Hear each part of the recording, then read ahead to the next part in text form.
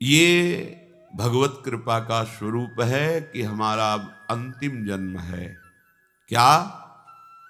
भगवत कृपा से, भारी सुकृतों की कृपा से जब हमारा आखिरी जन्म होता है, ये निश्चित हो जाता है कि अब इसका इस जन्म में कल्याण होगा, तो उसे साधु संग की प्राप्ति होती है।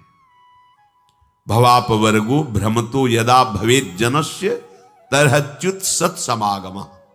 भगवान ने जब देखा संसार चक्र में पिसते पिसते अब तो इसका कल्याण करना चाहिए, अब इसका अंतिम जन्म होना चाहिए, तो भगवान कृपा करके संत समागम दे दीजिए। संत समागम में ऐसी महिमामयी चर्चा होती है प्रभु की कि उसका चित्त संसार के भोगों से विरक्त होकर भगवान में आसक्त हो जाता है। सत्संगमो यर्हि तदैव सद्गतौ परावरेशे त्वयि जायते मति। परावरेशे, भगवान श्री कृष्ण में उसकी बुद्धि स्थित हो जाती है। संत संग के प्रभाव से प्रभु श्री कृष्णचंद्र जी में बुद्धि स्थित हो जाती है। अभी हमारी बुद्धि भोगों में सुख, शरीर में सुख, शरीर संबंधियों में सुख, गलत निश्चय किए हुए है। और जहां संत समागम मिला तो समझना चाहिए हमारा आखिरी जन्म है और संत समागम का फल है संत संगमो यही तदैव सद्गतौ। उसकी परम सद्गति निश्चित हो जाती है जब साधु संग मिलता है। क्या परम गति? परावरेशो त्वयि जायते मति। जो परम ईश्वर हैं प्रभु श्री कृष्णचंद्र जी, उनके चरणों में रति हो जाती है। दया में प्रभु कितनी अपार कृपा की आपके ऊपर। मनुष्य शरीर, साधु समागम श्रीधाम वृंदावन में दुर्लभ बात है। आप अपने जीवन को विचार करके देखिए कि आपके करने से आज तक क्या हुआ है। बिगड़ा ही है, बना नहीं है।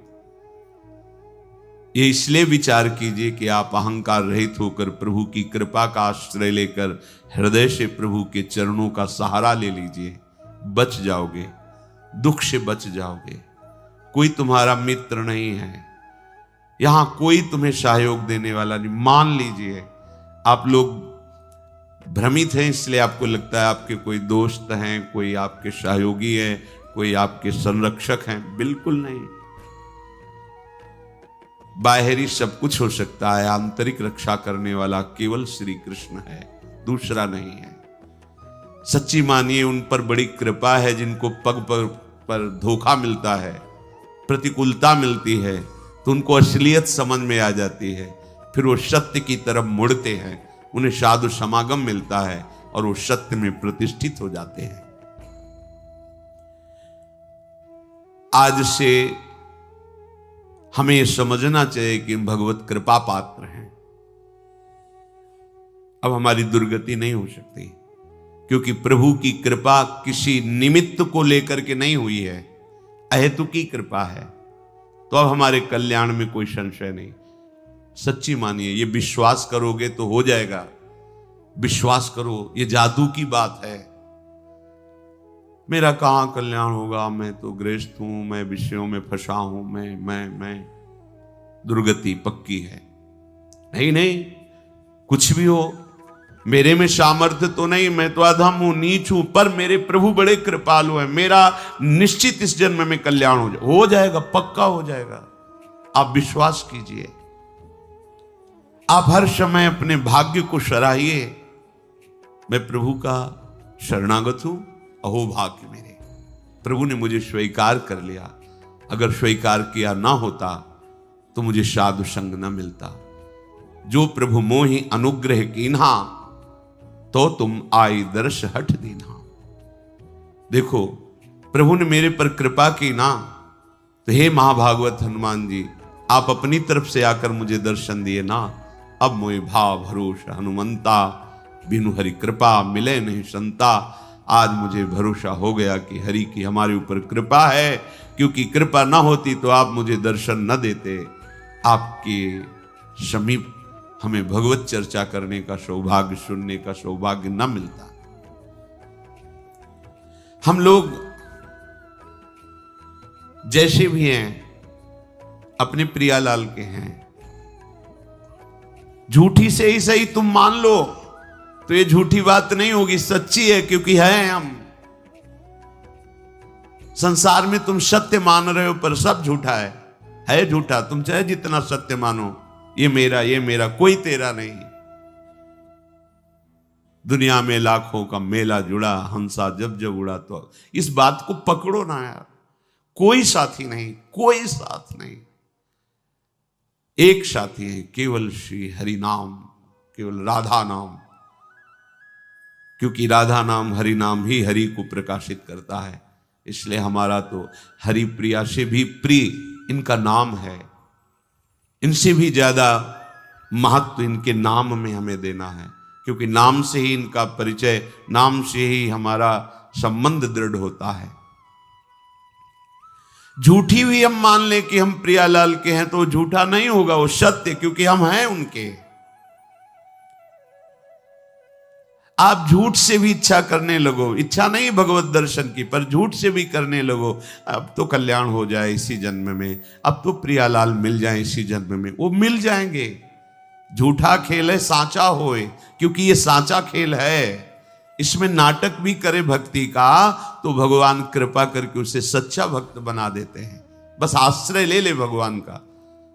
झूठा भी रोए, झूठा भी गाए, झूठा भी भाव से लगे, सच्चा भाव नहीं है, पर प्रभु देखते हैं ना कि मेरे में लगना चाहता है, मेरा आश्रय लिए, तो उसे सत्य भाव से युक्त कर देते हैं, उसकी भावना सत्य कर देते हैं। पूज्य श्री राधा बाबा कह रहे हैं, मेरा अनुभव है, संतों के अनुभव को समझना चाहिए। प्रभु से केवल एक ही प्रार्थना करो यदि, कि मुझे आपकी अखंड स्मृति प्राप्त हो, निरंतर भजन, आपसे प्रेम। तो प्रभु इस याचनाओं को कभी नहीं ठुकराते। आप एक प्रार्थना करें, मेरा भजन बन जाए प्रभु, निरंतर आपका भजन बने, आपकी स्मृति में मगन रहूं, आपके चरणों में प्रेम हो जाए। तो इस बात की पूर्ति प्रभु उसी समय प्रार्थना करते ही शुरू कर देते हैं, पर हम अज्ञानी इसलिए जान नहीं पाते। क्या? जब इस बात की पूर्ति में लगेंगे तो जहां जहां हमारी स्मृति, जहां जहां हमारा संबंध है, जहां जहां हमारा राग है, वो मिटाना शुरू करते हैं। तो फिर प्रश्न आ जाते हैं कि जब से भजन शुरू किया तब से विपत्तियां आ गई, लोग हमारे को प्रेम नहीं करते, वो नफरत की दृष्टि से देखते हैं, अमुक अमुक अमुक। ये वही तो हो रहा है जो आपने मांगा है।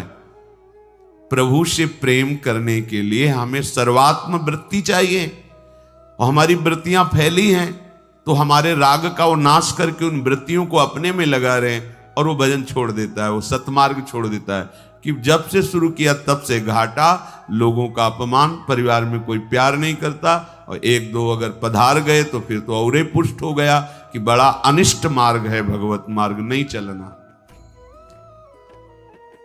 देखो, जब भगवान से तुम प्रेम मांगोगे तो प्रेम तभी होता है जब अनन्यता आती है। तो आप अनन्य बन नहीं पा रहे, तो आपको अनन्य बनाएंगे।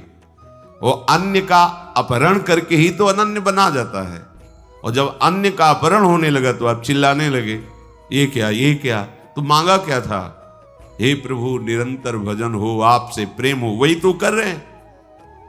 नहीं, ये नहीं चाहिए तो फिर मांगो संसार के भोग सामग्री, फिर ये बात नहीं आएगी, ये बात नहीं आएगी। संसार के भोग जन्म जन्मांतरों में कभी फिर कृपा होगी, तब यही होगी, तब यही कृपा होगी।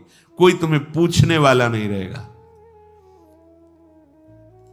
भक्ति के मार्ग में जब चला जाता है तो भगवान सहयोग करके ऐसी स्थिति देते हैं कि कोई प्यार नहीं करता, सच्ची में कोई प्यार नहीं करता। जब आपके अंदर विवेक होगा और झांक के देखोगे तो उसकी स्वार्थ और वासना झलकती नजर आएगी, जो आपको कह रहा है मैं आपको बहुत प्यार करता हूं। जब जांच करके देखो तो उसका अपना सुख, उसका अपना स्वार्थ नजर आता है, प्यार नजर नहीं आता। प्यार होता है जिससे हम प्यार करते हैं, उसको सदैव सुख प्राप्त हो, कभी स्वप्न में भी दुख प्राप्त ना हो, ऐसा केवल भगवान, दूसरा कोई नहीं है। अन्य कामी यदि करे कृष्णेर भजन, कृष्ण तारे देन स्वचरण। कृष्ण कहें आमाय भजे, मांगे विषय सुख, अमृत छाण मांगे विष, यही बड़ मूर्ख। आम विज्ञ यही मूर्ख, विषय सुख केन, दिव तव चरण दिया विषय सुख भुलायु। जो अन्य कामना से हमारे प्रभु का भजन करते हैं, तो प्रभु कृपा करके उसे अपने चरणों में प्रेम देने की चेष्टा करते हैं। भक्तों का संग, नाम, गुण, कीर्तन आदि के द्वारा उसे आगे बढ़ाते हैं। प्रभु कहते हैं जो मेरा भजन कर विषय सुख मांगते हैं बड़े मूर्ख हैं, ये अमृत छाण कर विष मांग रहे हैं, कैसे इनको दूं? ये बड़ी मूर्खता है जो प्रभु का भजन करके संसार के धोखेबाज विषय मांगे हम, पद प्रतिष्ठा मांगे हम, ये अमृत छाण मांगे विष, यही बड़ मूर्ख। ये बड़ी मूर्खता है। अमृत छाण करके हम विषय सुख मांग रहे हैं। देखो, सबसे बड़ा पद इस सृष्टि में आज तक किसी को मिला है तो ध्रुव जी को मिला है। ध्रुव जी अटल पदवी को प्राप्त हुए। तो जब भगवान श्री हरि सामने आए और ध्रुव जी को वरदान दिया अटल पदवी का, तो ध्रुव के आंखों में आंसू आ गए और हृदय में जलन पैदा हो गई। ये मैंने क्या मांगा? ऐसे सौंदर्य माधुर्य निधि प्रभु के चरणों की सेवा ना मांगकर, इनका प्रेम ना मांग करके मैंने अटल पदवी मांगी। उसी समय उन्होंने प्रभु से प्रार्थना की कि हे अनंत, हे भगवन, त्वयि भगवत वासुदेवे मुहु निरंतरम भक्तिम प्रेम प्रवहताम सात्येन कुर्वताम अमलाशयानाम अमल आशयो एषाम ते अमलाशयाः निर्मलान्तः करणानाम महताम सताम प्रसंगः मे मम भूयात् एन भगवद गुण कथामृत पानमत्तः भवतो गुणानाम। हे प्रभु, मेरे से चूक हो गई। मेरे अंदर कामना थी कि मैं ऐसा पद प्राप्त करूंगा जो हमारे पिता और पितामह को भी नहीं है। प्रभु, ये चूक इसलिए हो गई कि बहुत काल तक आपके प्रेमी संतों का संग नहीं मिला। इसलिए हे अनंत, हे भगवान, भक्ति मुहु प्रवहताम त्वयि में प्रसंगो भूयाद अनंत महता ममलाशयानाम एनांजसोल्वण मुरु व्यसनम भवाब्धिम निश्चय भवद गुण कथामृत पानमत्तः। प्रभु, जो आपके नाम जप में, आपकी लीला कथा कहने सुनने में मत्त हैं, ऐसे अपने प्रेमी संतों का मुझे संग दे दो। मुझसे जो चूक हुई, क्या चूक हुई? ये जो अटल पदवी मिली। देखो, जलन हो रही हृदय में कि मैंने अटल पदवी क्यों मांगी, प्रभु की दासता क्यों नहीं मांगी। अटल पदवी ऐसी कि सप्त ऋषि परिक्रमा करते हैं, सर्वश्रेष्ठ पद पर ध्रुव जी आज भी विराजमान है, पर उनको बड़ा दुख हुआ कि मैंने क्यों मांगा। सोचो, उस अटल पदवी पे अपने तो थोड़े थोड़े विषय मांग रहे हैं, उनको दुख हुआ कि मैंने दासत्व क्यों नहीं मांगा। प्रभु के समीप निरंतर रहकर इनके श्रीअंग की सेवा करता, ऐसे प्रेम निधि प्रभु की संग क्रीड़ा करता। ये चूक कहां से हो गई? पता चला भगवत प्रेमी महात्माओं का संग नहीं हुआ, इसीलिए चूक हो गई। तो कह रहे कि हे भगवान, आप यदि हम पे प्रसन्न हो तो आपके भाव में जो भरे हुए भक्तजन हैं, जो आपकी लीला कथा में उन्मत्त हैं, तृप्त हैं, ऐसे महापुरुषों का मुझे संग दो। क्यों? क्योंकि जब वो आपकी लीला कथा कहेंगे तो उनकी वो मस्ती सबके ऊपर चढ़ती है। संबंध में भरकर जब वो प्रभु को पुकारते हैं, नाम कीर्तन करते हैं, प्रभु का यश गाते हैं, तो चूंकि हम माने या ना माने हम प्रभु के ही हैं, वो सबके हृदय में अपना प्रभाव डालता है। इस विविध दुखों से पूर्ण भयंकर भवसागर से वो सहज में पार हो जाता है। जो भगवत प्रेमी संतों का संग कर लेता है। तेन स्मरन्त्यतितरां प्रियमी समर्त्यम ये चान्वदः सुत सुहृद गृहवित्तदाराः ये त्वज्जनाभ भवदीय पदारविंद सौगंध्य लुब्ध हृदय सुकृत प्रसंगा। हे नलिनाभ प्रभु, जिनको आपके श्री चरण कमलों की प्रियता प्राप्त हो गई है, जो आपके श्री चरणों के चिंतन में लगे रहते हैं, ऐसे भक्तों का संग यदि प्राप्त हो जाए तो उसका प्रभाव क्या होता है? बोले वो अतिशय प्रिय अपने शरीर, अपने देह और देह के संबंधी पुत्र मित्र कलत्र घर धन धाम, इन सब से बेपरवाह होकर के आपका भजन करने लगता है। यह है संत संग का चमत्कार। ये भवदीयो पदारविंदयो चरण कमलयो यत् सौगंध्यम सौरभम तत्र लुब्धम आकृष्टम हृदयम मनो। उनकी स्थिति हमारे ऊपर उतरती है। ये चादो देहम अनुश्रुत सुहृद गृह वित्त दाराः तानपि न स्मरन्ति। बस हरि कथामृत पीत्वा मत्तः संतो न स्मरन्ति केवलम योग योगादि निष्ठानाम देहाभिमानिनानाम व्यावृत्ति तु शब्देन दर्शिता। देहाभिमान से युक्त होकर बड़े बड़े योग अनुष्ठान करने से स्थिति प्राप्त नहीं होती। ये स्थिति भगवत प्रेमी महात्माओं के लीला गायन, नाम कीर्तन, महिमा गायन का जब हम श्रवण करते हैं तो उनके संग से ऐसी स्थिति प्राप्त होती है कि अतिशय प्रिय देह और देह की संबंधी वृत्तियां जो पुत्र में, मित्र में, कलत्र में, घर में, धन धाम में हैं, इन सब से वृत्तियां हट जाती हैं और बेपरवाह होकर भगवान के सुमिरन में डूब जाती है। ये संत संग का प्रभाव है। तेषामहं पाद सरोज रेणुर माया बहेयाधि किरीट मायु यम नित्यदा बिभ्रतया सुपापम नश्यत्यमुं सर्वगुणाः भजन्ति।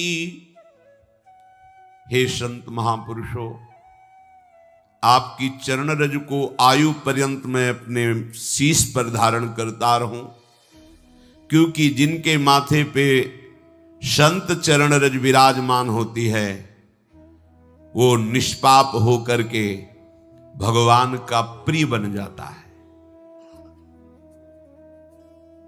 जे गुरु चरण रेणु सिर धरहि तेजन सकल विभव बस करहि।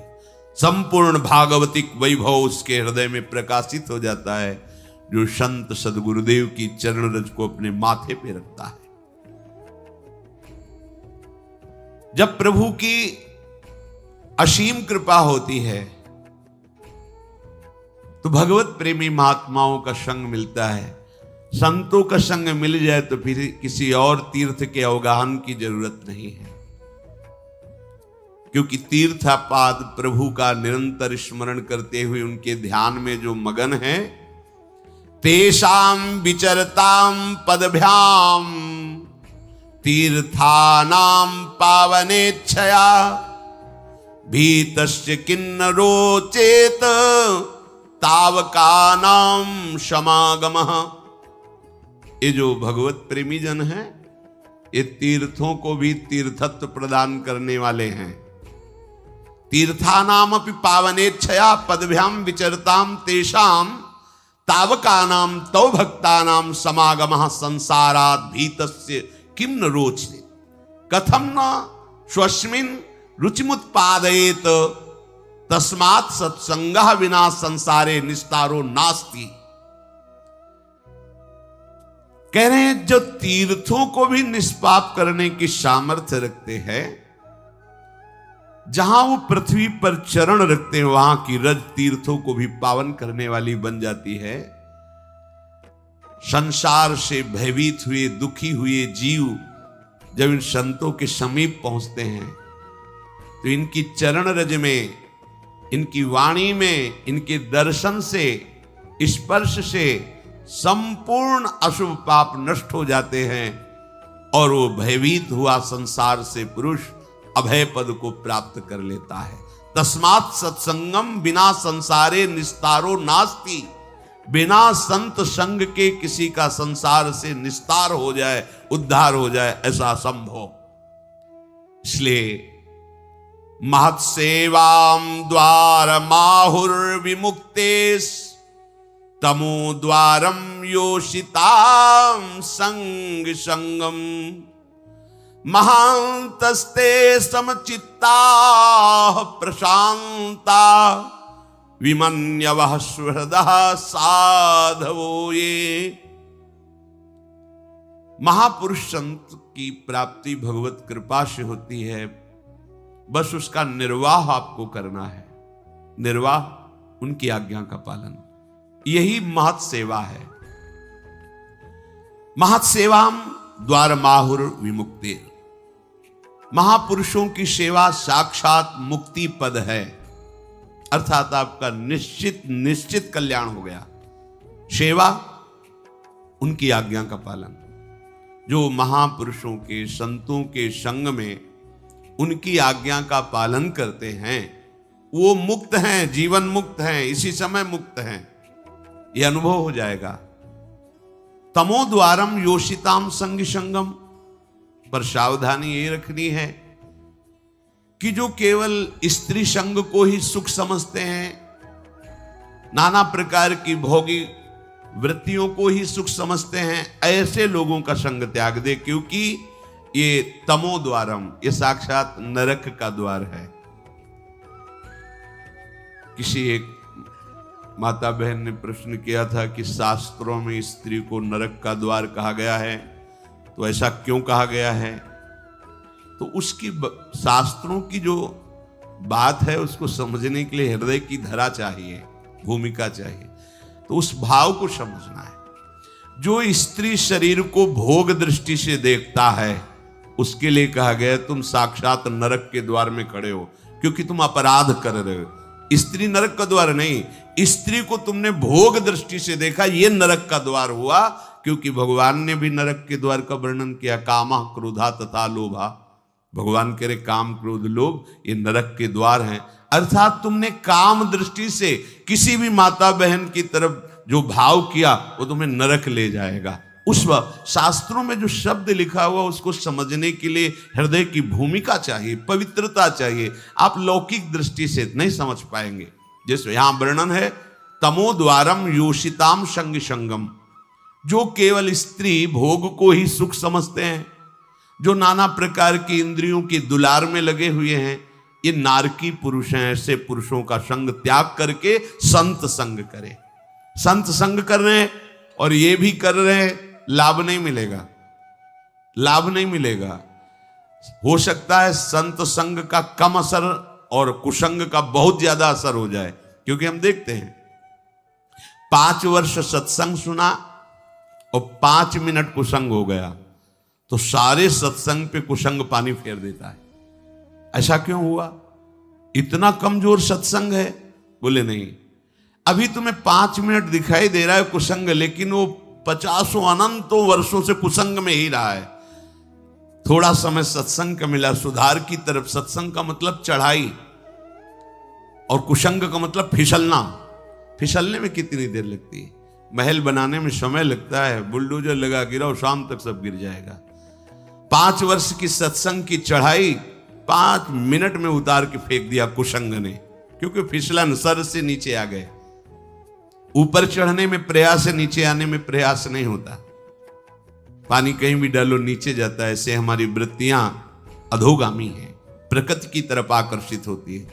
इसीलिए कुसंग का त्याग करके संत संग करे, बहुत जल्दी लाभ होता है। पर प्राय ऐसा नहीं हो पाता, इसीलिए सत्संग का सही रंग नहीं जम पाता। कैसे संत होते हैं जिनके संग से जीवन मुक्तता का वर्तमान में भी अनुभव हो जाए? बोले महांतस्ते समचित्ता प्रशांता विमन्यवः सुहृदा साधो। ये वो महापुरुष जन, ये समचित्ता समदर्शिनः प्रशांता शुद्ध चित्ता विमन्यवः विगत क्रोधा सुहृदा सर्वेषां हितकांक्षिणः साधवा सदाचारा ते महांतो गेया। वो महापुरुष होते हैं जिनमें सब में भगवत दर्शन की भावना है। सब में समदर्शिना वही होते हैं जो सब में अपने प्रभु को देखते हैं। वही परम संत है जो सब में अपने प्रभु को देखते हैं। विद्या विनय संपन्ने ब्राह्मणे गविहस्तनी स्वनीचय सुपाके चा पंडिता समदर्शिना, जो सब जगह अपने, वही है। ये तो बाद में पता चलता है ना कि छलिया कैसे छल रहे थे तुम आ करके, अब समझ में आया। ये पर्दे लगाकर वही है, दूसरा नहीं। ये तो गुरु कृपा से बाद में जब अंतःकरण त्रिगुणात्मिका माया के प्रभाव से मुक्त हो जाता है तब ये दिखाया, वो इतना बड़ा नाटक कर रहा था सब रूपों में, वही है। समदर्शिनः प्रशांता, चाहे जैसी परिस्थिति आ जाए पर वो अशांत नहीं होते, वो शांत रहते हैं। ऐसे प्रशांत, चाहे आप उनको अपमानित करें, निंदा करें, तिरस्कार करें, या उनके पास जो है सब छिन जाए तो भी कोई फर्क नहीं पड़ेगा, क्योंकि सब प्राकृतिक पहले ही उसका राग नष्ट हो चुका है, इसलिए उनकी अशांति नहीं होगी। आपको बोध हो चुका है इसकी परीक्षा बाहरी लक्षणों से तो हो ही नहीं सकती, पर कुछ बाहरी लक्षण, जब आपकी भरी सभा में निंदा हो, अपमान हो, कोई भी आपका साथ देने वाला न हो, फिर भी आप शांत हैं और मुस्कुरा रहे हैं, तो हो सकता है। ये भी लक्षण पहचाना जा कि बिना ब्रह्मबोध हुए ऐसी सामर्थ्य नहीं आ सकती। पूज्यपाद सिवड़िया बाबा जी महाराज, गंगा किनारे एक बहुत बड़ा संत समागम हुआ था, तो जहां बड़े बड़े महापुरुष भी आए थे। बाबा तो समस्थिति को प्राप्त महापुरुष थे। समस्थिति का प्रवचन करना और समस्थिति में होना बड़ा अंतर है। तो हरि बाबा जब कीर्तन करते थे तो सबसे पहले ओंकार नाद करते थे। जे ही घंटा, अपने ही कर कमल में घंटा रखते थे, और जे भी घंटा बजाए तो उसके पहले ओम, तो सब बाद में ओम बोलते थे। ये बात जो शास्त्रीय विधान के ज्ञाता जन थे वो विरोध करते थे। तो पूज्य बाबा के पास बड़े महापुरुषों ने भी ये बात निवेदन की कि ये प्रणव का उच्चारण सबको करने का अधिकार नहीं। वैदिक उद्गीत महामहिमा में प्रणव, उसके लिए कुछ नियम है, कुछ सिद्धांत है, उसका ऐसे कीर्तन नहीं कराया जाता। तो बाबा ने कहा हरि बाबा और हरि में कोई भेद नहीं इस समय जो मैं देख पा रहा हूं, इसलिए जो भी बोलेंगे सब शास्त्र सिद्धांत होगा, इनको हम मना नहीं कर सकते। कोई साधारण संत नहीं, ये भगवत प्राप्त संत हैं। वहां संतों में सब आए हुए थे, तो बाबा की सीधे निंदा शुरू की। ये ऐसा सन्यासी होकर भी कीर्तन में जाते हैं, कीर्तन में रास में बैठते हैं, प्रणव उच्चारण होता है उसका निषेध नहीं करते हैं। और अब जो मन में आए सो बोल, माइक हाथ में हो फिर बोलने का अवसर हो, फिर क्या कहना है। और विद्वान हो तो शास्त्र के सूत्र ले करके। अब बाबा के एक से एक उद्भट भट्टाचार्य शिष्य थे। बाबा की जब निंदा करे तो सब, बाबा ने सबको शांत किया, सब शांत, चुप बैठो। आधा घंटे तक वो बोलते रहे, शांत हो गए। सभा विसर्जित हुई, बाबा अपनी कुटिया में गए तो जो उनके सब शिष्य थे बोले बाबा एक सेकंड में इसके मुंह बंद कर देंगे हम, ये शास्त्र के श्लोक बोलता है अभी एक से। बोले हाँ, यही हमारे संग का असर तुम पर हुआ है, यही असर हुआ है। तुम हमारा सत्संग सुनते हो, वाणी सुनते हो, देहाभिमान पुष्ट करने के लिए करते हो क्या? वो क्या बोले, वो जो बोल रहे सही बोल रहे हैं। उड़िया बाबा नाम का एक शरीर है ये, और उसकी वो निंदा कर रहे हैं। तो इसकी तो निंदा हम भी करते हैं, शास्त्र भी करते हैं। शरीर कोई बंद नहीं है, ये तो निंदनीय है। और जो उड़िया बाबा का स्वरूप है वो भी है। वो कभी अपनी आत्मा की निंदा कर नहीं सकता, तो जिसकी निंदा होती उसी की निंदा हो रही। तुम लोगों ने क्या सीखा? सब शांत, कोई फर्क नहीं। ये आत्म स्वरूप, ये प्रशांत आत्मा। भगवान कह रहे कैसे संतों का संग वास्तव में वर्तमान में ही जीवन मुक्त कर देता है। बोले समचित्ताहा प्रशांताहा, प्रशांत, बड़ी से बड़ी द्वंद्व की स्थिति आने पर भी मंद मुस्कुराहट और आनंद होना चाहिए, क्योंकि ये सब मायाकृत है, इसमें कोई लाभ नहीं। कोई तुम्हारी निंदा करे तो तुम जल गए, इसका मतलब देह भाव में हो, तभी तो तुम्हें देह की निंदा से परेशानी हुई। आत्मा की कोई निंदा कर सकता है क्या? आत्मस्वरूप की, हमारे स्वरूप की कोई पहुंच है किसी के पास?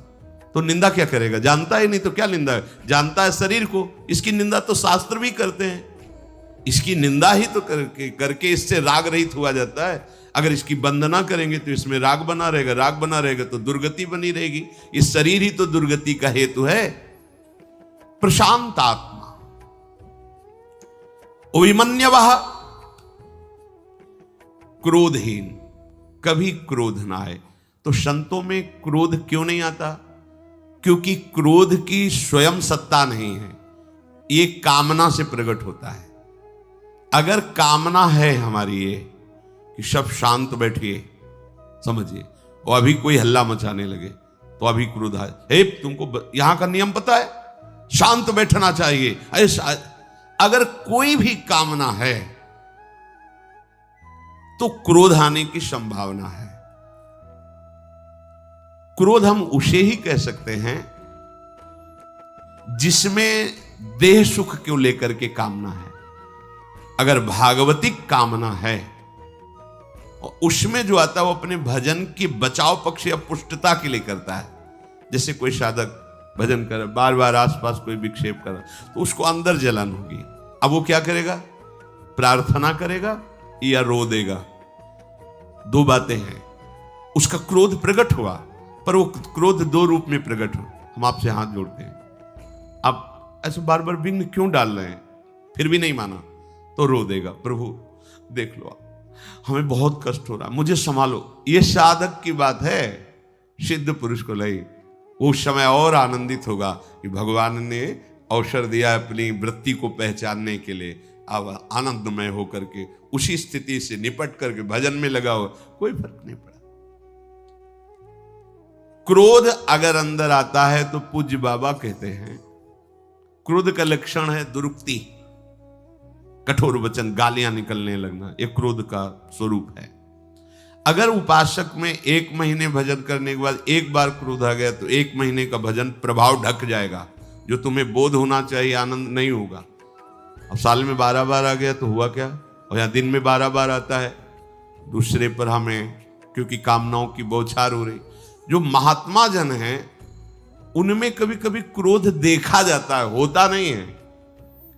क्रोध देखा जाता है। कैसे देखा जाता है? अगर आज से तुमने ऐसी गलत बात की तो हमें ऐसा ऐसा दंड देंगे, ऐसा, और लगता है बड़े गुस्सा हैं। तो ये वास्तविक क्रोध नहीं है, क्योंकि क्रोध में स्वसुख की कामना से, कामा संजायते क्रोधा, क्रोधा स्मृति विभ्रमा। लेकिन ये स्मृति विभ्रम में नहीं है, ये स्मृति प्रदान कर रहे हैं। अगर तुमने गलत आचरण किया, हम दोबारा सुनने को मिला तो तुम समझ लेना ऐसा ऐसा। वो तुम्हें कहां पहुंचा रहे हैं? भगवत स्मृति में। तो क्रोध तो नहीं हुआ, क्योंकि स्मृति विभ्रमा नहीं हुई। और स्मृति विभ्रमा में बुद्धि नाश हो, लेकिन वो तो परम बुद्धि में स्थित है। तो ये क्या हुआ? वो क्रोध का नाटक करके तुम्हारे उस दोष से मुक्त करने के लिए वो ऐसा कर रहे हैं। वो कठोर वचन बोलना, डांटना, कड़े सिद्धांतों में चलाना, तो उसमें तुम्हें लग सकता है कि इस महात्मा में भी क्रोध है। जैसे नारद जी ने देखा कि वो निर्वस्त्र होकर गंगा में ऐसा, तो बहुत, फिर देखा तुम मदिरा भी पिए, इनको होश भी नहीं है, और तुम कुबेर के पुत्र होकर ऐसा, जाओ तुम वृक्ष योनि को प्राप्त हो। लगा कि महात्मा गुस्सा हो गया, लेकिन गुस्सा नहीं है, कृपा कर दी। नंदालय के यमलार्जुन बने और भगवान सच्चिदानंद श्री कृष्ण का दर्शन, स्पर्श और संभाषण प्राप्त हुआ। कितनी बड़ी महात्मा की क्रोध उसे ही हम कह सकते हैं जो सुसुख वांछा से हो, हमारी सुख वृत्ति में बाधा पड़ा और फिर ये, तो उसे हम क्रोध कह सकते हैं। प्रायः संतों में जो देखा गया है वो दूसरों को महासुख में पहुंचाने के लिए देखा गया है। उनका क्रोध जो दिखाई दे रहा है वो तुम जहां फंसे हो वहां से मुक्त करने के लिए, वो क्रोध नहीं हुआ, क्योंकि क्रोध का परिणाम होता है स्मृति भ्रंशः और उसका स्वरूप होता है बुद्धिनाशो और उसका फल होता है प्रणश्यंति, पूर्ण रूप से नाश हो जाना। लेकिन ऐसा नहीं होता। मुनिन का क्रोधो मुक्तिदातार, कागभूषुंड जी पे क्रोध, जा काग का शरीर प्राप्त कर, बार बार हमारे वचनों को काटता है। परिणाम क्या हुआ? अविरल भक्ति, अखंड स्मृति, वरदानों की झड़ी लगा दी। ये क्या हुआ? जहां थे उससे भी ऊंचे स्थित। इसीलिए कभी काक शरीर को नहीं त्यागा कि इसी शरीर से मुझे भगवान की निर्मल प्रेम भक्ति मिली, इसीलिए मैं इसको नहीं त्यागता। तो विमन्यवः, कभी जिनको क्रोध नहीं आता, सुहृदा साधो, ये जो सबके मित्र हैं, सुहृद हैं। संत वही है जैसे आपको अपने परिवार में प्रेम होता है, उससे ज्यादा प्रेम पूरे विश्व में हो। कोई भी सामने आता है अपना प्यारा आता है। सुहृदा सर्वभूतानाम, समस्त भूतों में उनकी ऐसी भावना होती है। उदार चरितानाम वसुधैव कुटुंबकम, हाँ, सर्वे भवन्तु सुखिना सर्वे सन्तु निरामयाः सर्वे भद्राणि पश्यन्तु माँ कश्चित् दुःखभाग्। विश्व में किसी को कभी दुख न मिले, सब निरोग रहे, सब स्वस्थ प्रसन्न रहे, ऐसी संतों की भावना होती है। तो जब हमें ऐसे भगवत प्रेमी महात्माओं का संग मिलता है तो उनके स्त्री मुख से भगवत चर्चा सुनने को मिलती है। शृण्वताम स्वकथा कृष्ण पुण्य श्रवण कीर्तन हृदयंतस्थो हरभद्राणी विधुनोति सुहृद सताम। जब भगवान श्री हरि श्री कृष्ण की चर्चा सुनने को मिलती है तो उसका प्रभाव श्रवणेंद्रिय से हृदय में जाता है। चाहे नाम कीर्तन हो या गुण कीर्तन, वो हमारे हृदय के सारे मल को छुड़ा देता है। जो कानों से भगवान नाम कीर्तन बैठे सुन रहे हैं या भगवत चर्चा सुन रहे हैं। श्रवण कीर्तने पुण्ये सताम साधूनाम सुहृद हितकारी भगवान श्री कृष्ण स्वकथा स्वकीय गुण नाम कथा शृण्वताम श्रवण परायणानाम अंतस्थ हृदय स्थितः सन हृदय स्थितानि अभद्राणि दुर्व्यसन रूपाणि अशुभानि विधनोति विनाशयति दूरी करोतीत्यर्थ। कह रहे कि कथा सुनते सुनते हृदय निर्मल हो जाता है। भगवान कथा के द्वारा ही हृदय में पहुंच जाते हैं और हृदय में बैठकर अभद्राणी, जितनी अमंगल वृत्तियां हैं, दुर्व्यसनान, जितने गलत नशा हैं, गंदी बातें हैं, अशुभान विधनोति, सब अशुभों को धो बहा देते हैं, दूर कर देते। भगवान स्वयं हृदय में बैठ जाते हैं। प्रभु श्री कृष्ण का यश कथा और नाम कीर्तन ये संपूर्ण प्राणियों को पवित्र कर देता है और अपनी कथा और नाम कीर्तन सुनने वालों के हृदय में आकर प्रभु उनकी अशुभ वासनाओं को, अशुभ व्यसनों को, दुर्गति को स्वयं नष्ट कर देते हैं। ये जना सताम भक्तानां मुखात आत्मनः आत्मत्वेन प्रकाशमानस्य सर्वस्वरूपेण वर्तमानस्य वा भगवतः श्री कृष्ण कथामृतम कथा सुधम श्रवण पुटेषु तो कर्ण विवरेषु संभूतम पूर्णम पिबन्ति श्रद्धया श्रणवन्ति ते विषय दूषिताशयम नश्यन्ति। जो प्रभु श्री कृष्ण की कथा नित्य निरंतर सुनते रहते हैं, नाम जप करते रहते हैं, नाम कीर्तन करते रहते हैं, तो उनकी समस्त विषय वासनाएं नष्ट हो जाती हैं। जो लोग को कहते हैं हमें काम वृत्ति, हमारी ये वृत्ति, तुम समय क्यों देते हो इनको? आसन बिछा के बैठा लोगे, स्वागत करोगे, तब तो अपना प्रपंच वो रचेंगे ही। और अगर हृदय रूपी आसन भगवान नाम से भरा हुआ है तो कोई आप प्रवेश ही नहीं करेगा। भरी सराय रहीम लख आप पथिक फिर जाए।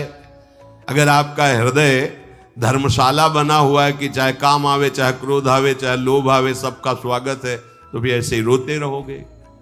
नाम चल रहा है भगवान की। अगर आपको कोई विकार सता रहा है, आप उसी समय भगवान की किसी भक्त का चरित्र पढ़ने लगो, कोई भगवत चर्चा सुनने लगो, यंत्र आदि से सत्संग सुनने लगो, या जोर जोर से नाम कीर्तन करने। देखो अभी खत्म हो जाएगा।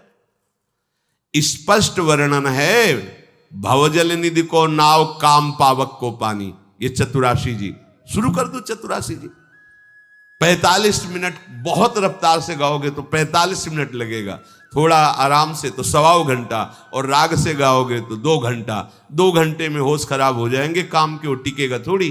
वो तो अगर उसको समय दोगे तो टिकेगा। अब आप लोग तो दरवाजा खोल के आसन बिछा के बैठे हो, आओ महाराज बैठो, तो प्रपंच तो रचेगा ही। खाली हृदय मतलब प्रपंच की रचना। तो जो प्रभु की अमृतमयी कथा कीर्तन सुनते रहते हैं, उनकी विषय वासनाओं से जो मलिन अंतःकरण है वो शुद्ध हो जाता है। वासनाएं जागृत ही नहीं होती हैं। यदि आपकी प्रभु की चर्चा में रुचि नहीं है, प्रभु के नाम कीर्तन में रुचि नहीं है, तो आपका धर्म अनुष्ठान, आपका दान पुण्य, तीर्थ स्नान सब बेकार हो गया। केवल श्रम ही मिला, कोई लाभ नहीं मिला। धर्म स्वनिष्ठितः पुंसाम भिक्षुस्तेन कथासु यः नोत्पादयेद यदि रतिम श्रम एव ही केवलम। यदि तुम्हें भगवत चर्चा प्रिय नहीं लगती, सत्संग अच्छा नहीं लगता, नाम कीर्तन करने में रुचि नहीं, नाम कीर्तन सुनने में रुचि नहीं, इसका मतलब धर्म, तीर्थ स्नान आदि आदि जो आपने किया सब व्यर्थ गया, किसी न किसी अपराध से नष्ट हो गया। नहीं, इन सब का फल है कि प्रभु के नाम कीर्तन सुनने कहने में रुचि, प्रभु की लीला कथा कहने सुनने में रुचि हो जाए। जिन्होंने कीर्तनीय परम पवित्र प्रभु श्री कृष्ण के नाम का कीर्तन, गुण का कीर्तन, तो कलिमलहारी प्रभु श्री कृष्ण का ये श्रवण कीर्तन बड़े बड़े महापुरुषों की जो स्थिति है उस स्थिति में पहुंचा देता है। देखो सुखदेव जी की ऐसी स्थिति है कि व्यास जी भी सराहना करते हैं, पर सुखदेव जी ने जब भगवान की रूप माधुरी को सुना तो वो अपनी स्थिति से विचलित होकर, हाँ, तो जब हम प्रभु की चर्चा सुनते हैं तो जो महापुरुषों की स्थिति होती वो स्थिति आ जाती, वो साधन से नहीं होती। समझ में नहीं आता लोगों की। रत्नावती जी ने कोई साधन नहीं किया था, एक जैसे भोग विलास युक्त रानी होती वैसे ही थी, बस दासी ने भगवत चर्चा सुनाना शुरू किया तो दासी से भी बढ़कर भगवत प्रेमी रत्नावती जी हो गई। ब्राह्मण लोग मथुरा के बड़ी बड़ी यज्ञ करते थे, लेकिन उनमें भगवत रति नहीं थी, और उनकी पत्नियों को वृंदावन की मालिनी पुष्प का दोना लेकर देती थी जाकर, और बताती थी आज ये श्री कृष्ण पोशाक पहने थे, आज ये लीला हुई, आज ऐसा हुआ, हमारे श्री कृष्ण ने आज अघासुर को मारा, बकासुर को। ये लीलाएं सुन सुनकर वो इतनी पवित्र हृदय की हो गई कि भगवत साक्षात्कार हो गया। भोग लेके गई, प्रभु ने पाया और प्रभु ने कहा तुम हमारी हो, अब जाओ, सब देवता देख रहे हैं, अब कोई विश्व में तुम्हारा अपमान नहीं कर सकता, और सदैव मेरे नाम गुण कीर्तन में लगे रहना। मेरी प्रेम प्राप्ति मेरे सानिध्य से उतनी नहीं होती जितने मेरे नाम गुण कीर्तन श्रवण कथन से होती, भगवान ने बताया। विषय वासना से मलिन हृदय को शुद्ध करने के लिए विद्या, वेदाध्ययन, दान, तपस्या, योग, क्रिया ये समर्थ नहीं है। पर यदि भगवत प्रेमी महात्माओं के मुख से भगवत चर्चा सुनी जाए तो बहुत जल्दी हृदय शुद्ध हो जाता है। जो भगवत चर्चा सुनने का रसिक हो जाता है, मानो उसी को सब साधना का फल मिल गया। देखो 88,000 ऋषि और उनके मुखिया श्री शौनक जी, सूत जी से कहते हैं कि यज्ञ करते करते हमारी जटाएं जो है धुआं से धूमिल हो गई, पर मुझे वो आनंद नहीं आया जो आपके मुख से भगवत चर्चा सुनने से आता है। ऐसा कौन है? को नाम त्रप्रे दृशवित कथायाम महत्तमैकांत परायणस्य नान्तम गुणानामगुणश्च जगमुर योगेश्वराये भवपाद्म मुख्या। ऐसा कौन रसिक पुरुष होगा जो संतों के एकमात्र जीवन सर्वस्व भगवान श्री कृष्ण की कथा सुन के कहे कि मैं तृप्त हो गया। अरे वही चर्चा तो चल रही जो रोज चलती है। नहीं, नवम नवम वही बात आपको रोज नवम नवम लगे और रोज सुनने के लिए व्याकुलता हो कि कहीं एक शब्द ना छूट जाए, तो जानो आपके ऊपर प्रभु की विशुद्ध कृपा है। अरे जिनके गुणों का पार शिव ब्रह्मादि योगेश्वर भी नहीं कर पाए, उन प्रभु के यदि गुणों का श्रवण करोगे तो तुम्हारी स्थिति उन्हीं महापुरुषों जैसी हो जाएगी। नहीं तो आयुर्हरति वै पुंसा मुद्यन्नस्तम चयन्नसौ तस्यर्ते यच्छणो नीत उत्तम श्लोक वार्तया। प्रतिपल आयु नष्ट हो रही है, ये समय जा रहा है। उसी की आयु सफल है, उसी का जीवन सफल है जिसका समय भगवान के नाम कीर्तन करने में, सुनने में, भगवत चर्चा करने सुनने में कट रहा है। उसी का जीवन सार्थक है। जिसका समय प्रभु श्री कृष्ण की कथा के बिना व्यतीत हो रहा है, उसकी आयु तो प्रतिदिन उदय और अस्त होकर भगवान सूर्य नष्ट कर रहे हैं। इसलिए उन शोचनीय अज्ञानी पुरुषों का संग नहीं करना चाहिए जिनको कथा नहीं रुचती, नाम कीर्तन नहीं रुचता। जो भगवान से विमुख है, सच्ची मानिए अच्छा है नरक वास मिल जाए लेकिन उनका संग न मिले। बरुहल वास नरक करता था, दुष्ट संग जनि देई विधाता। क्योंकि ऐसे लोग मिले तो सत्संग छूट जाएगा, साधु समागम से आप बहुत दूर हो जाएंगे, और फिर जो रंग चढ़ाती है माया, फिर जन्म जन्मों तक उतरना मुश्किल होता है। इसलिए भगवान श्री कृष्ण कह रहे हैं कि कोई बिरला ही मेरी अनन्य भक्ति करता है। जो अनन्य भक्ति का स्वरूप है वो कह रहे सततम कीर्तयन्तो माम यतन्तश्च दृढ़व्रताः नमस्यन्तश्च माम भक्त्या नित्ययुक्ता उपासते। जो मेरे भक्त हैं वो सततम कीर्तयन्तो, सतत कीर्तन। सतत कीर्तन 24 घंटे कैसे मंजीरा लेकर बराबर करते रहोगे? कभी शौच जाना है, लघुशंका जाना है, भोजन पाना है, फिर ये सतत कैसे होगा?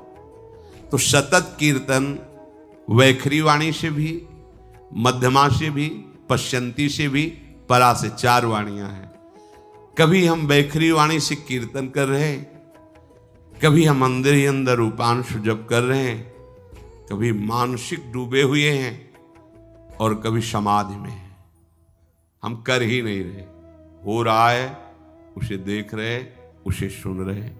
ये स्थिति जो सततम कीर्तयन्तो माम, भगवान कह रहे हैं मेरा सतत भजन तभी हो सकता है जब तुम मेरे से अपने को अलग नहीं मानोगे।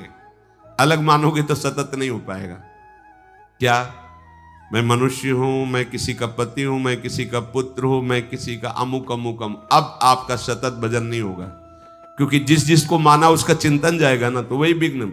मैं किसी का कुछ नहीं हूं, प्रभु का हूं, दास हूं, ये सेवा मिली तो मैं सेवा कर रहा हूं।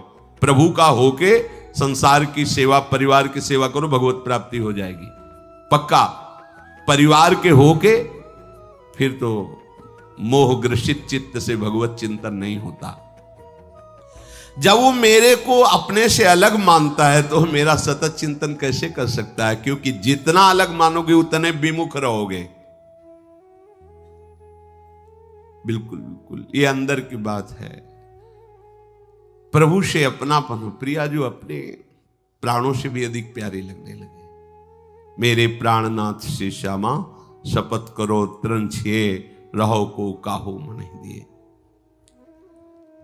नित्य युक्त वही हो सकता है जिसने प्रभु से अपनापन कर लिया है। जो स्वयं का संबंध तो संसार के संबंधियों से रखता है और भजन करना चाहता है तो नहीं हो पाता। इसीलिए लोग प्रश्न करते, मेरे से तो भजन नहीं। एक उपासक बोला, भजन तो होता नहीं, सेवा में रुचि नहीं है, तो अब क्या करें?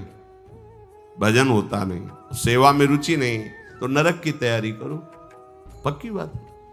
भजन में रुचि नहीं, भगवत सेवा में, तो फिर और करोगे क्या? फिर मनमानी आचरण होंगे, उनका आचरणों का फल होता है दुर्गति।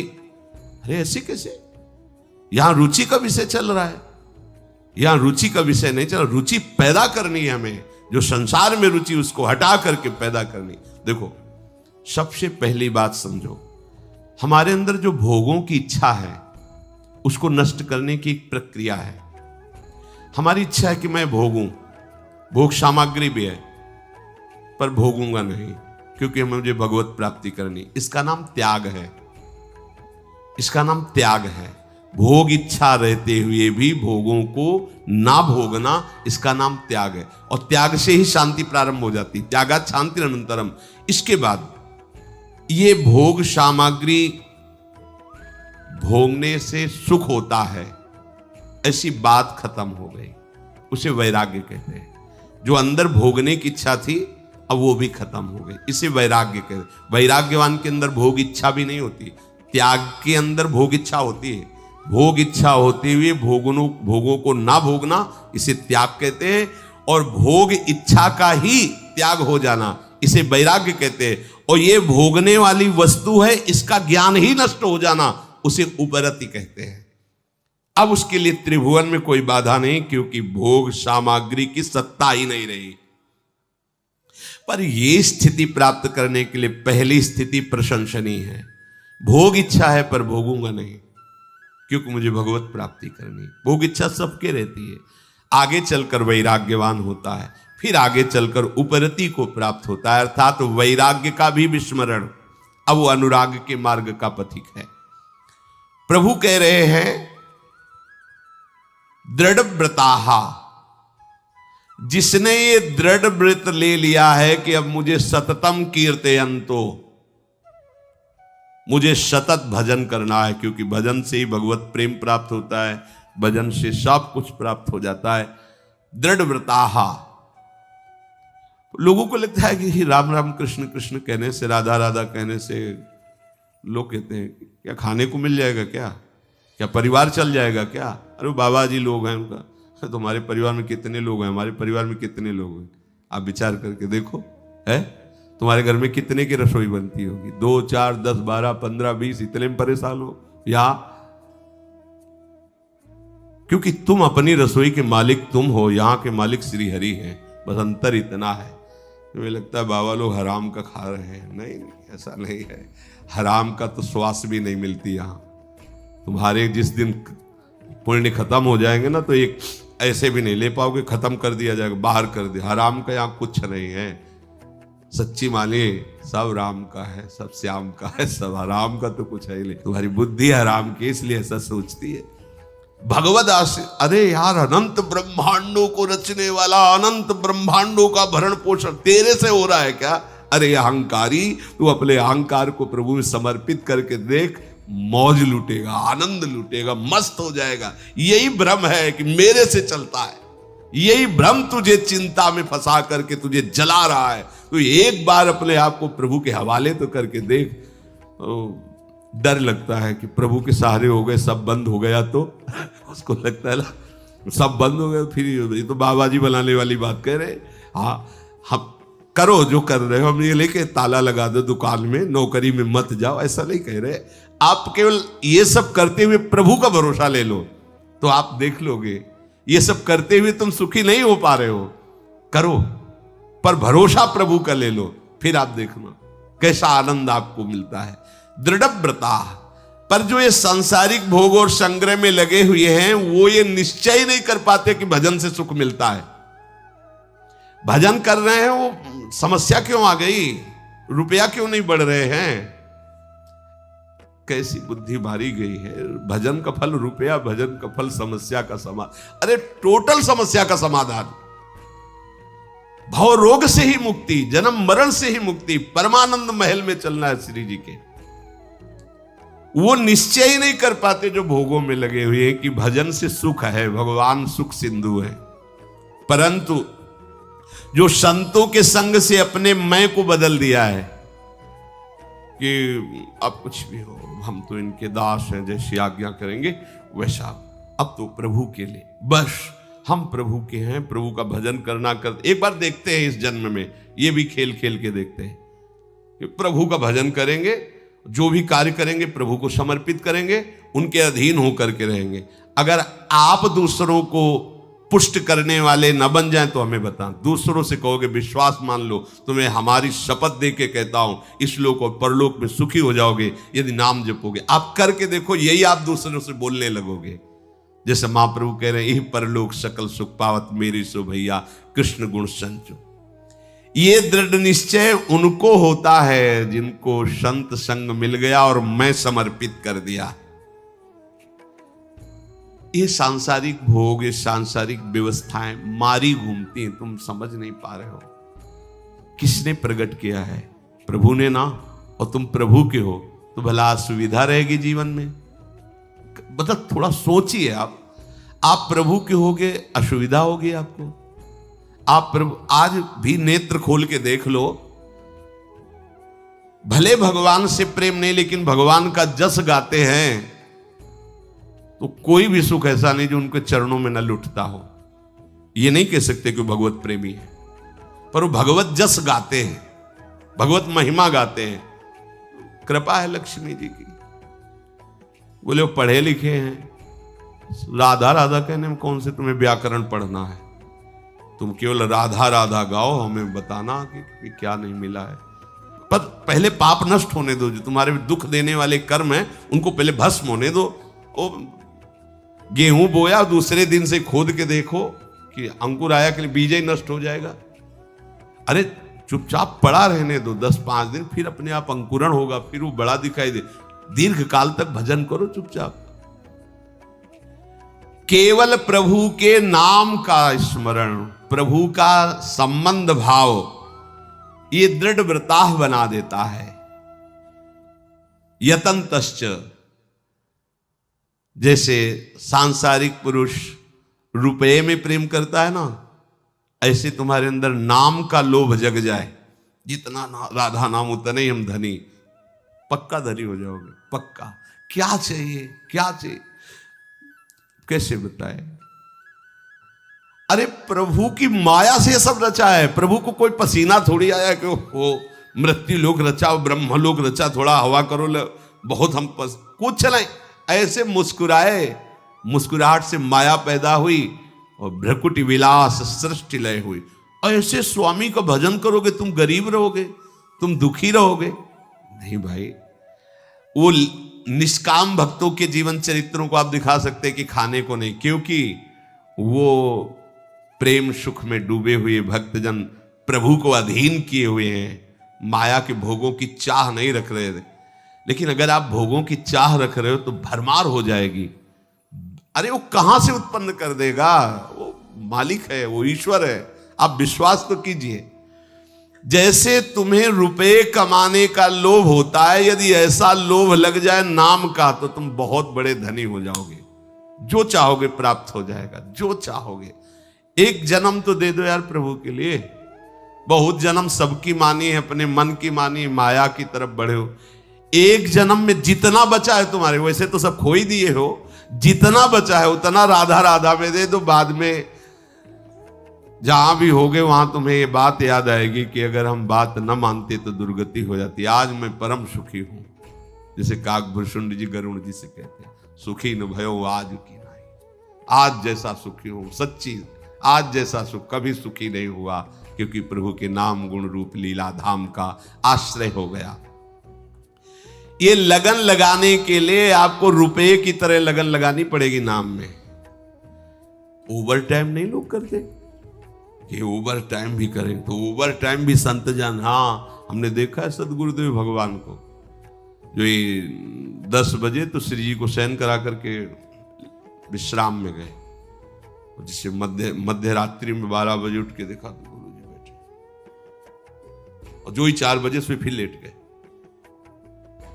6 बजे तक फिर शौच स्नान अपने दिन। ओवर टाइम, जब कोई नहीं देख रहा, कोई नहीं सुन रहा, शांत रात्रि के जब सब सो रहे, जाग करके अपने प्रीतम का नाम कमा रहे, प्रीतम का स्मरण कर रहे। प्राय संतजन, प्राय थोड़ी देर विश्राम हुआ, जल्दी से उठे, अधिक कमाना है ना, नाम अधिक कम। यहाँ तो 10 बजे तक सो रहे हो तो नाम क्या, जिसके सैया में लेटे हुए सूर्य उदय हो रहे हैं वो भयानक रोग से ग्रसित होगा, उसकी आयु क्षीण हो जाएगी, उसके सुकृत नष्ट होंगे, उसकी बुद्धि क्षीण हो जाएगी, वो विषयों का गुलाम हो जाएगा। ये ऐसा नहीं खेल, इसीलिए डर करके सब लोग अर्घ, भगवान सूर्य पधार रहे हैं, स्नान आदि करके तिलक लगा उनको अर्घ देना। आओ महाराज, आप हमारे जीवन को प्रकाशित करने वाले। तो सो रहे हैं सैया में, 8 बजे 9 बजे उठ रहे हैं, और कहा जाता है कि भैया ये तो VIP सिस्टम है कि 9 बजे तक सोना ये जीवन को नष्ट कर। सबसे प्रार्थना है सूर्योदय के 1 घंटा पहले, तो जो खैर आप लोगों को क्या, आप तो रात भर जगते हैं।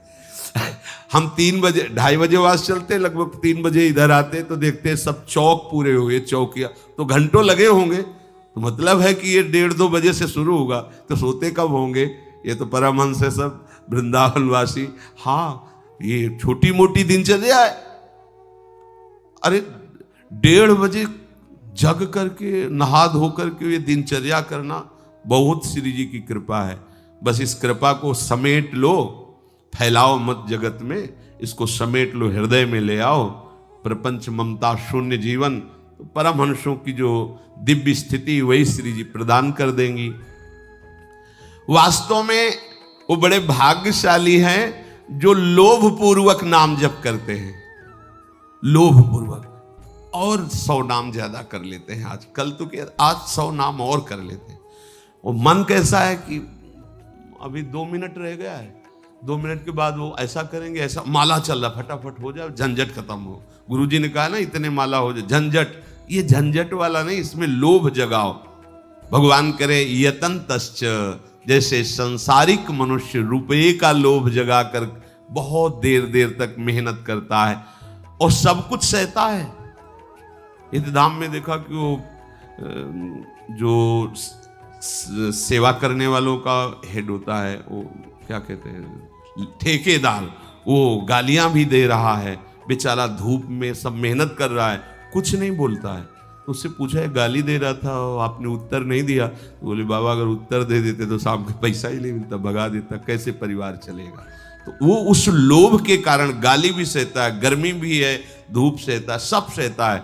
और हम भजन करके नाम का लोभ जागृत कर ले तो माया का हर प्रहार सह जाएंगे, पर नाम का लोभ नहीं जागृत, इसलिए भजन नहीं होता।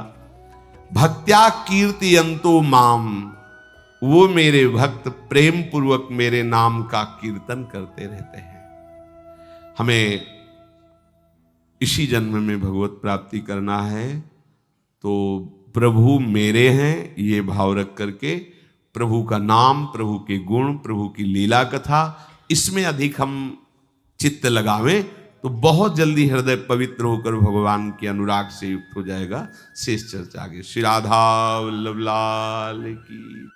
तो राधे राधे जी, श्री हरिवंश। हमें पूरी उम्मीद है कि आप लोगों को पूज्य महाराज जी का आज का ये सत्संग बहुत ही ज्यादा पसंद आया होगा और आपको इस सत्संग से काफी कुछ सीखने को भी मिला होगा। तो आपको इस सत्संग के अलावा और किसी भी विषय के बारे में अगर कुछ भी महाराज जी की वाणी में जानना हो तो आप लोग हमें नीचे कमेंट्स करके जरूर बताइए। हम आने वाली वीडियो में आप लोगों के उस प्रश्न को लेकर महाराज जी का नया सत्संग अपलोड कर देंगे, ताकि आप लोगों को अपने भक्ति मार्ग में बहुत ही ज्यादा आसानी मिले। तब तक के लिए राधे राधे, श्री हरिवंश।